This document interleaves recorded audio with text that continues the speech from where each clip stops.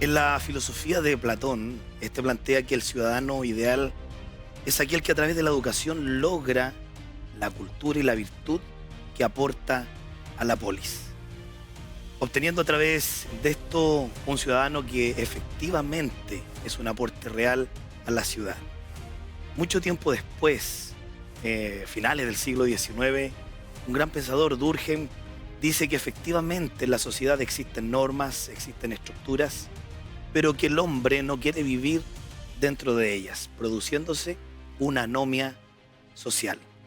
La política y la fe. Bienvenidos a Más Allá de la Noticia.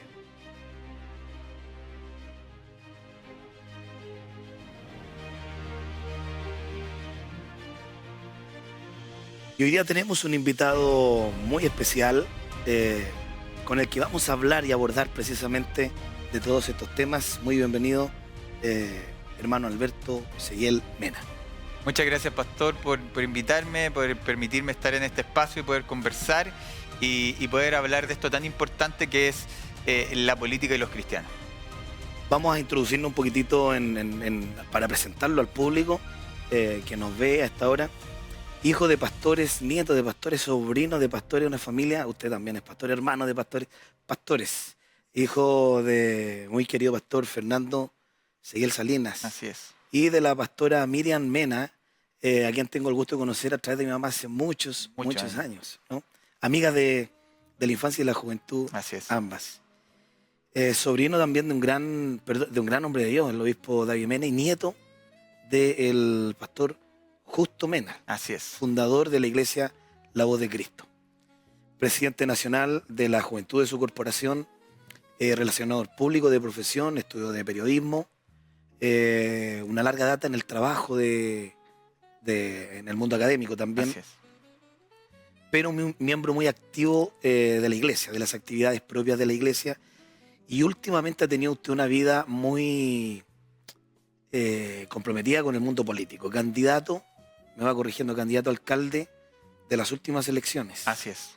Una lucha dura que se dio en la Brígido. comuna de Recoleta.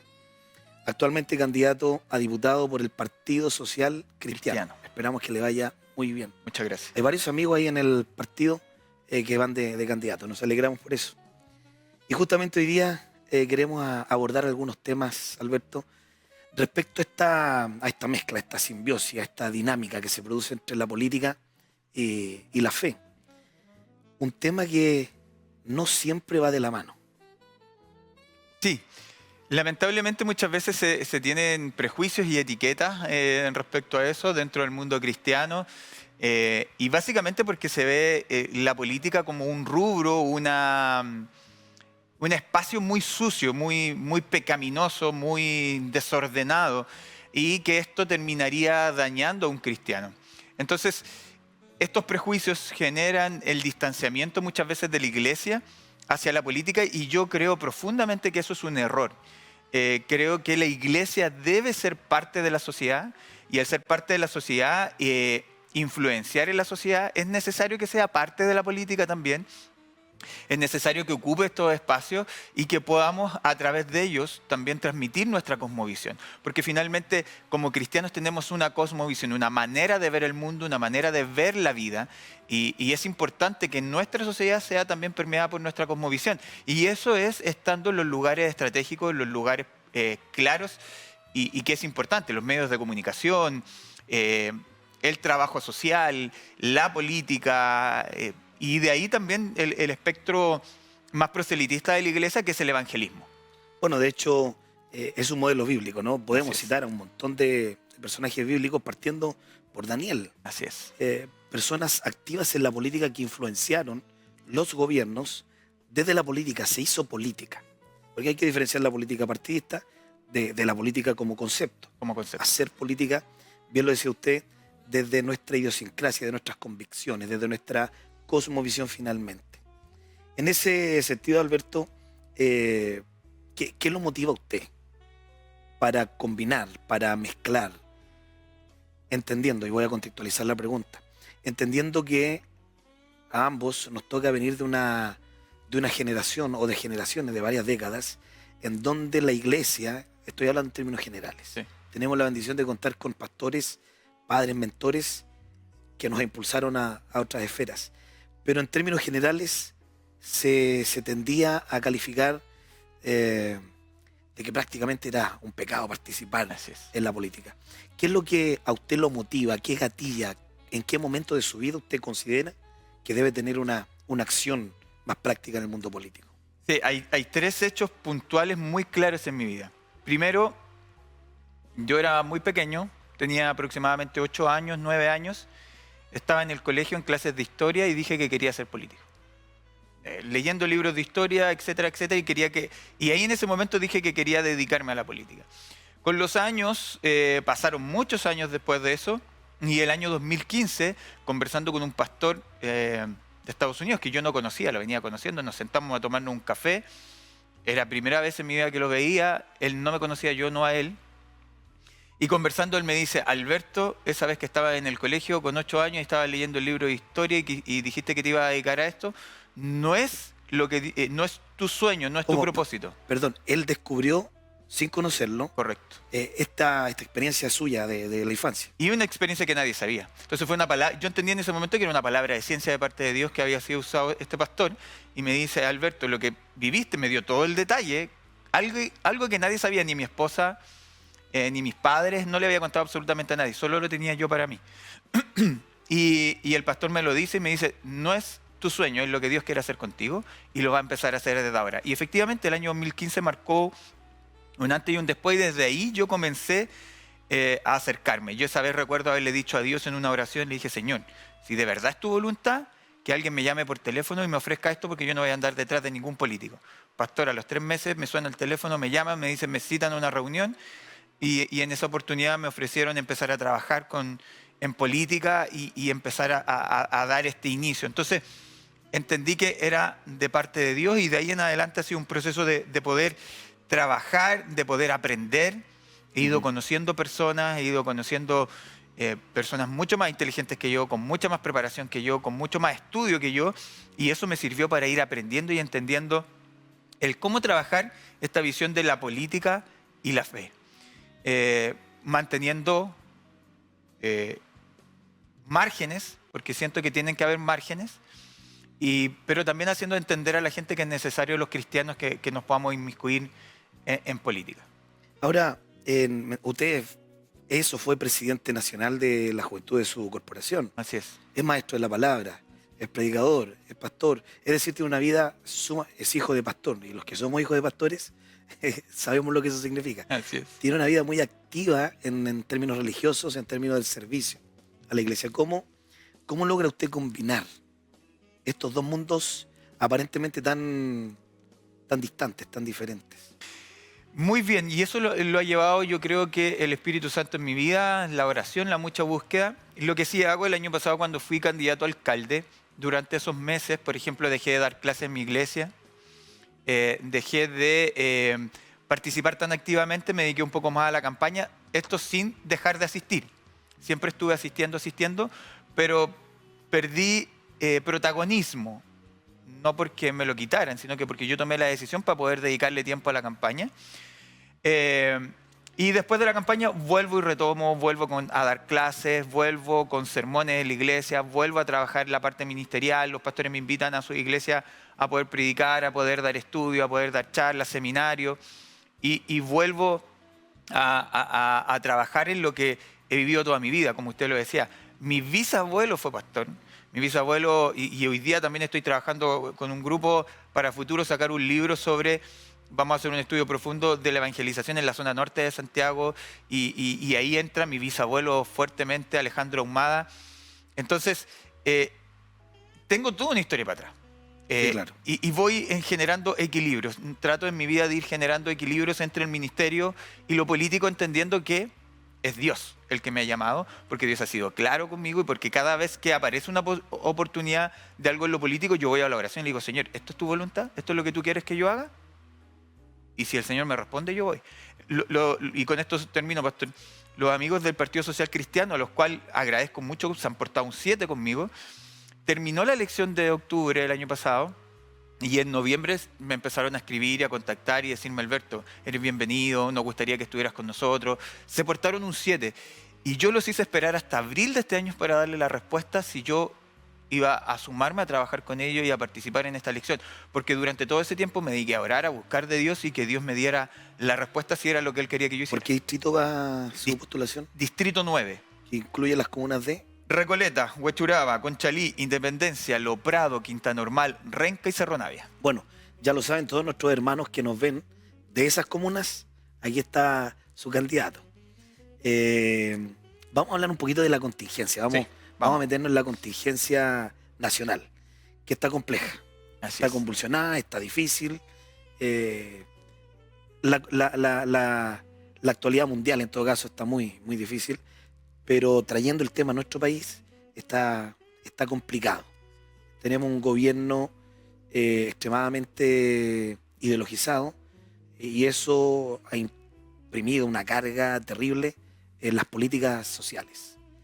En su mirada, en su perspectiva, ¿cuál es el rol que la Iglesia debiera tener hoy día en la contingencia nacional, en términos políticos? Sí, la Iglesia debiese participar mucho más activamente. El problema es que nos cuesta la unidad como iglesias. Nuestra diversidad, que es un plus, también es una contra al mismo tiempo, pero la Iglesia debiese meterse más activamente en lo social. Hoy día tenemos un gran problema a nivel social país, que tiene que ver con la narcocultura y este énfasis a lo sensual, a través de la música, a través del narco, y todo esto está dañando hoy día a nuestros jóvenes y a nuestros adolescentes. Pastor, cuando yo fui líder nacional de la agrupación de jóvenes, que lo que yo hice con mi corporación fue abrirla además, porque empezaron a participar iglesias que no eran de mi corporación, entonces teníamos una agrupación de jóvenes gigante. Cada mes que nos reuníamos, una vez al mes con los jóvenes, juntábamos 150, 200 jóvenes. Cuando hacíamos eventos, un ejército. Claro. Cuando hacíamos un evento nacional, se juntaban muchos más, 200, 300, 400. Hoy día esa misma agrupación lamentablemente está sufriendo con tener 50 jóvenes, 60 jóvenes. ¿Por qué? Porque las iglesias están fallando a los jóvenes. ¿Y qué pasa? Hoy día como iglesias no estamos saliendo a involucrarnos socialmente y a rescatar a los jóvenes de la narcocultura. ¿Qué pasaría con eso? Efectivamente estaríamos involucrándonos en políticas a nivel país, políticas de seguridad. La iglesia evangélica es muy fuerte en políticas de seguridad y debiésemos estar trabajando en reinserción, debiésemos estar trabajando en potenciar los niveles de pertenencia de nuestros jóvenes para que no caigan en la narcocultura, para que no caigan en la sensualidad y en la hipersexualización que hoy día están viviendo nuestros jóvenes, en toda esta amenaza. Entonces, la iglesia debiese meterse en esos temas y debiese meterse también en temas valóricos, en cómo enfrentamos nuestra sociedad. Hoy día nuestra sociedad es una sociedad que ha dejado de creer. Han aumentado los niveles de personas que se consideran ateos o agnósticos y ha disminuido la gente que se considera creyente. Pasamos de mediados de los 90 de tener cerca de un 85% de personas que se consideraban creyentes, hoy día estamos bordeando el 55%, entre católicos y evangélicos. Sí, efectivamente. Entonces, ahí hay un tema. Bueno, y ahí usted abre una arista muy importante y muy grande en el rol que la iglesia como institución. Estoy hablando ahora ya no como individuo, sino como institución. Estamos al debe en nuestra sociedad chilena. Y a propósito de esto, ¿sabe? Mientras lo escuchaba, me hacía mucho sentido el cuadro histórico de Noé y su familia en el arca. Calefatearon, sellaron, entraron y pensaron que eso era todo. Pensaban que al estar dentro de esta estructura, de esta burbuja, el problema se terminaba. Pero lamentablemente el problema no está en el arca, el problema está en el corazón del hombre. Y finalmente cuando la lluvia cesó, cuando el arca varó, qué sé yo, el problema persistió en uno de sus hijos. En ese sentido, usted, ¿qué le diría, qué le respondería a aquellos que aún cuestionan el rol de los líderes evangélicos en la política contingente? Sí, yo les diría que es importante entender que cualquier cosa que hagamos en el mundo tiene la potencialidad de dañarnos. Pero como decía muy bien usted, no depende del mundo, depende de nosotros, depende de nuestro corazón, de dónde estamos, de quién hemos puesto nuestra fe y nuestra confianza. Si nosotros estamos bien parados y bien afirmados en Cristo, que es la roca, no va a haber nunca nada que nos pueda mover de ahí. El apóstol Pablo lo dice en Corintios, nada nos puede separar del amor de Cristo. Entonces es importante entender que tenemos que inmiscuirnos en el mundo. Jesús en el Sermón del Monte dice, ¿de qué sirve una luz que es puesta debajo de una mesa? No sirve de nada, tiene que estar en lo alto, alumbrando en medio de la oscuridad. Y yo creo que ese es el principal entendimiento. Debemos estar donde hay oscuridad para hacer luz en medio de la oscuridad y que esa luz que somos nosotros alumbre y no que la oscuridad nos apague. Vamos a hablar un poquitito a propósito de todo este tema de la política. Usted nos trajo este libro, Así es, que es suyo. Que fue, de hecho, hace poquitos días atrás fue lanzado. así es. Tuve la oportunidad de estar en el lanzamiento, muy, muy interesante. Su primera aventura de escritor. Así es. No mires hacia abajo. Bueno, de hecho, aprovechamos de contarle a nuestros amigos que nos están viendo, a todos nuestros hermanos. Aquí abajito va a aparecer el WhatsApp. Usted puede escribirnos y usted te lo trajo hoy día para obsequiarlo, ¿no? Así es. Vamos a ver el mecanismo, el mejor mecanismo. Y hoy día este libro se va a ir de regalo para algunos de ustedes. Un libro muy interesante. Y me gustaría un poquito que también hablemos de esto, que significa usted estas puertas de viajar en algunas horas más a los Estados Unidos. Allá el libro ya está circulando también. Así es. Está muy interesante. Y hablé un poquitito de eso. ¿Qué lo llevó a escribir este libro? Sí, pastor, mire, esto partió hace 3 años atrás, en un proceso muy difícil de mi vida. Pasaron algunos acontecimientos complejos, fallecimientos, muertes, accidentes automovilísticos, y me llevó a estar en un momento muy complicado, y Dios me da esta palabra, donde me instaba a no bajar los brazos en medio de la tormenta. Y yo lo armé como un sermón hace 3 años atrás y de hecho lo prediqué. Y este año 2025, en febrero, yo estaba y fui invitado a Estados Unidos a poder predicar. Y Dios ahí me habla y me dice que a través de un pastor que escriba un libro. Y el libro era esto, esta era la temática. Y tenía relación con muchas cosas que estaban pasando y con algo que iba a ser de bendición, que era transmitirle a la gente lo importante que es que en medio de la tormenta y en medio de las dificultades, seguir mirando a Jesús y no mirar el contexto que nos rodea, sino que siempre debemos tener la mirada fija en Jesús, porque cuando ponemos la mirada en Jesús, el resto de los problemas no son nada, porque tenemos a Jesús al frente y lo estamos siguiendo. Entonces, el libro se basa en una especie de fortaleza y ánimo para no dudar y no flaquear en los momentos difíciles, sino que confiar en la providencia de Jesús, confiar en su poder, en el poder de Dios que nos da y que nos sustenta cuando estamos confiando en Él. Este libro, este sermón escrito y desarrollado, de hecho está basado en un cuadro muy lindo, muy precioso, cuando el apóstol Pedro camina sobre las aguas. Bueno, todo eso tiene una semántica profunda que no la vamos a hacer ahora, mirando a Jesús. Por eso se llama No mires abajo. Hay un concepto que usted compartió el otro día en el lanzamiento que me gustó mucho. Finalmente no era un mar, era un lago, y quizás ni siquiera un lago, sino el ensanchamiento de un río. Eso tiene una semántica bien profunda. Así es. Muy, muy linda. De hecho, yo a ese capítulo le nombro El mar que no es mar. El mar que no es mar, muy, muy bonito. Esta realidad, esta cuestión de fe, de no mires abajo, no mires las condiciones de la tormenta, de la noche, de este mundo natural, sino que mantén tu mirada en el punto perfecto, en el blanco perfecto. ¿Cómo aplica usted este principio del libro, en su vida política, entendiendo cómo funciona la política? Sí, de hecho es una palabra muy fuerte en ese sentido, porque la política es muy sucia, la política es un ambiente muy difícil. La política es efectivamente atreverse a caminar sobre las aguas en medio de una tormenta. Es creerle a Dios y dar el paso para salir de la zona de confort. Yo lo explico algo así en el libro, que es que quizás era mucho más fácil quedarse arriba de la barca con los demás discípulos. Ellos pensaron que era un fantasma. Era mucho más fácil quedarse ahí y era mucho más difícil tomar la decisión de pararse y salir en pos de lo que Jesús le dijo. Jesús le dijo, sí, ven. Entonces, eso es muy clave, porque cuando un cristiano sale de su zona de confort, entrar a la política es súper difícil. Yo viví una serie de ataques personales y de todo sentido el año pasado cuando fui candidato, y sé que es difícil. Entonces, esta clave es muy llena para cada candidato o cada persona cristiana que decide ir en política. No mires lo que pasa a tu costado, no mires las cosas malas, no mires la tormenta, no mires el ataque y fíjate y céntrate en el blanco perfecto, sigue a Dios y camina hacia Él porque ahí está la clave de todo. Y no te rindas. Eso es muy importante porque uno en política suele querer bajar los brazos y rendirse. Bueno, tiene mucha consonancia, ¿no? El libro, el contenido de él, con la vida que usted está apostando en este tema de la política.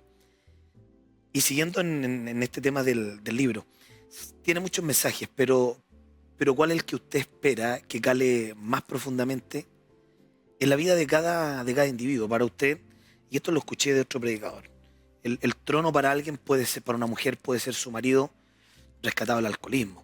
El trono para otro puede ser un puesto de trabajo. El trono para otro puede ser un ministerio desarrollado. En este caso, trayendo ese principio hasta acá, el mensaje del libro para usted es mantener estas convicciones firmes en el mundo de la política, mirando siempre a Cristo sin transar esos principios. Pero dentro de ese mensaje, y aprovechando todos los que nos están mirando, ¿qué mensaje transversal del libro usted espera que cale más hondo en el lector? Sí, el mensaje fundamental es no detenerte, no retroceder. De hecho, yo ocupo el ejemplo de una película, retroceder, nunca rendirse jamás. Yo trato a través del libro de decirle a la gente que pase lo que esté pasando en su vida, no deje de seguir a Cristo. No abandone a Dios por sus problemas, por sus dificultades, una enfermedad, un problema económico, un problema familiar, lo que sea. Pase lo que esté pasando en tu vida, nunca dejes de creer en Dios, nunca abandones la fe, porque en el momento que abandonamos o en el momento en que dudamos de Dios es cuando los verdaderos problemas llegan. Entonces, lo que yo trato de transmitir en el libro es que no bajes los brazos, sigas adelante, pase lo que esté pasando, no pienses en detenerte, ni en dejar de servir a Dios, ni a entregar tu vida a Dios. Así que reiteramos, este libro hoy se va a ir con algunos de ustedes, quienes nos escriban al WhatsApp que aparece ahí en la pantalla. Con mucho gusto lo vamos a hacer. Alberto, llegando a la parte ya final de esta conversación, porque el tiempo pasa volando, ¿cómo enfrenta usted la presión en su rol de cristiano evangélico, en su rol de individuo de fe, con todo este sistema político? Recién usted lo dijo, la política es sucia. ¿Cómo enfrenta eso? ¿Cómo lo logra sobrellevar? Sí, yo aprendí algo el año pasado muy potente y tiene que ver con lo que usted decía hace un rato atrás cuando partimos. Habló de Daniel. Yo tengo un sermón al respecto que se llama Hueles a carne.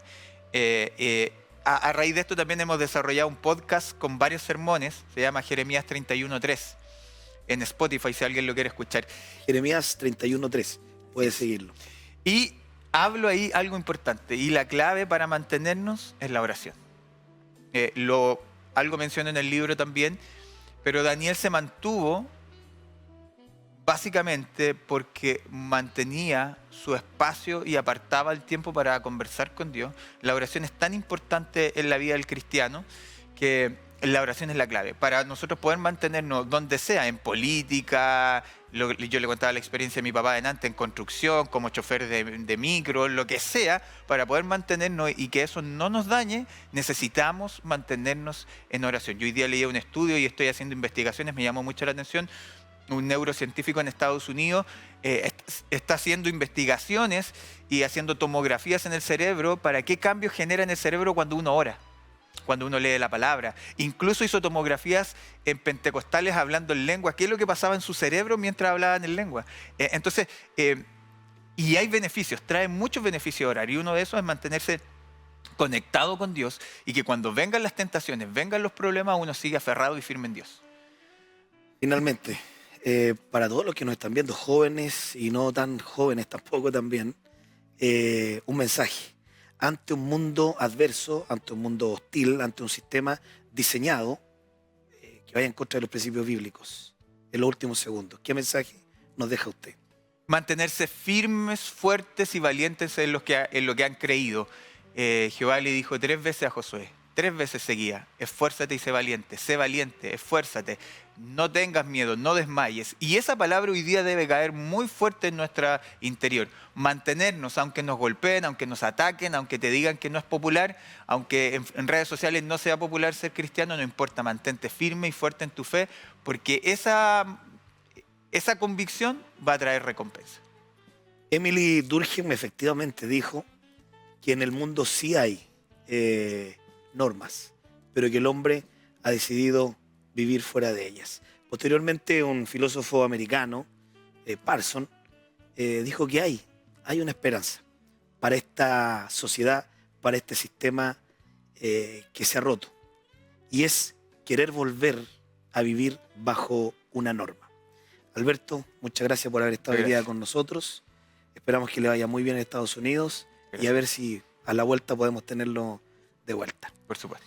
Esa norma es vivir bajo los principios de Dios, bajo la norma bíblica.